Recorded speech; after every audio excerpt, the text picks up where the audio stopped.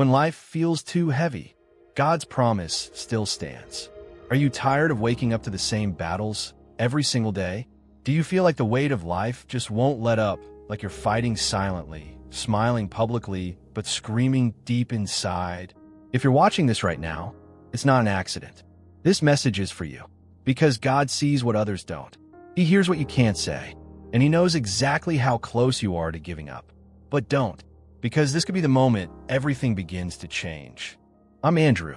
Please, like, share, and subscribe for more Faith Mode podcast. Life isn't easy. That's the honest truth. Even as believers, we're not spared from the pressures, heartbreaks, and the questions that seem to go unanswered. But here's what separates the believer from the broken: the foundation we stand on. We are not holding ourselves up. We are held by a God who never lets go. In 2 Corinthians 4 verses 8-9, Paul says, "We are hard-pressed on every side, but not crushed, perplexed, but not in despair, persecuted, but not abandoned, struck down, but not destroyed." These aren't just poetic words. This is the raw, gritty reality of Christian life. We will go through things that bend us, but with God, they will never break us. You may be facing a silent battle today, a financial struggle, anxiety that doesn't go away, rejection from people you love, or just a deep emptiness you can't even explain. But let me tell you something, you're not alone. The enemy wants you to feel isolated because isolation is his playground. But the truth is, God never left. He's right there in the thick of it with you. Remember Elijah? In 1 Kings 19, this mighty prophet, after witnessing God's fire fall from heaven, ran into the wilderness, sat under a broom tree, and begged God to let him die. He said, "I have had enough, Lord." Sound familiar? Even the strongest among us reach breaking points. But God didn't scold him. He sent an angel to comfort him, to feed him, and to strengthen him for the journey ahead. That's the heart of our God. You're allowed to feel tired. You're allowed to cry. You're allowed to not have it all together. But you're not allowed to believe the lie that you are abandoned. Because Isaiah 41 verse 10 declares, "Do not fear, for I am with you. Do not be dismayed, for I am your God. I will strengthen you and help you. I will uphold you with my righteous right hand." When the world says you're not enough, God says, "My grace is sufficient." When your mind screams, "You'll never get through this," God whispers, "I already made a way."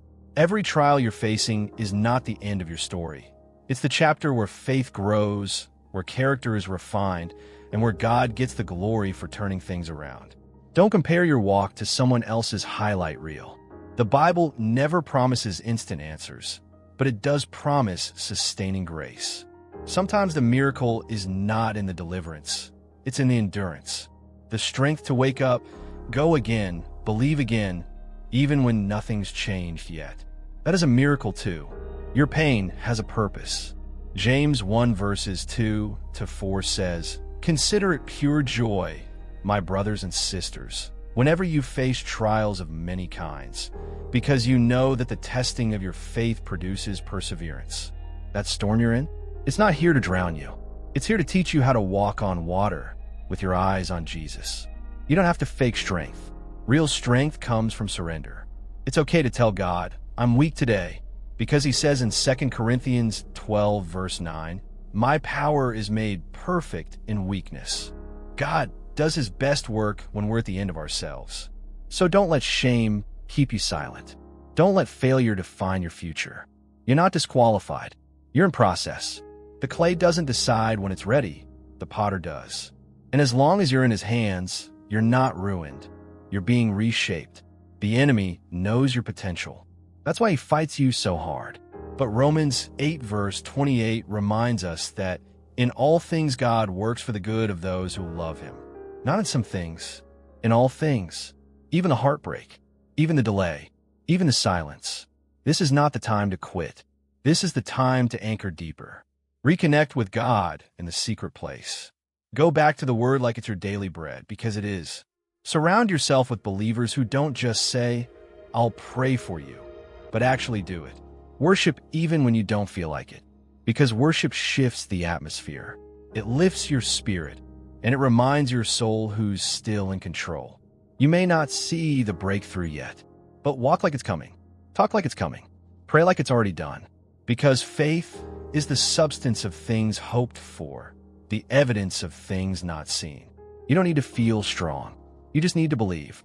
And if all you can do today is whisper, "God, help me," that's enough. He hears it. He responds to it. He moves mountains for the brokenhearted who still dare to call his name. You may feel forgotten, but heaven is paying attention. You are not invisible to the one who counts the hairs on your head and bottles every single tear you've cried. You are loved, you are seen, and you are stronger than you think because God is in you. So hold on. The night will end. Joy will come in the morning. And when it does, you'll look back and realize that the same God who allowed the storm also walked with you through it and never let go. Don't let this moment pass without deciding, "I will not give up. I will not lose faith. I may be struggling, but I'm still standing. And God is still good." If this message spoke to you, share it with someone who's also struggling. Encourage one another. Let's build a community of faith, not perfection. Real people chasing a real God. And I want to hear from you. How are you holding up in this season? What verse keeps you going? Drop your thoughts in the comments. You are not alone, and your story matters. Let's walk this out together.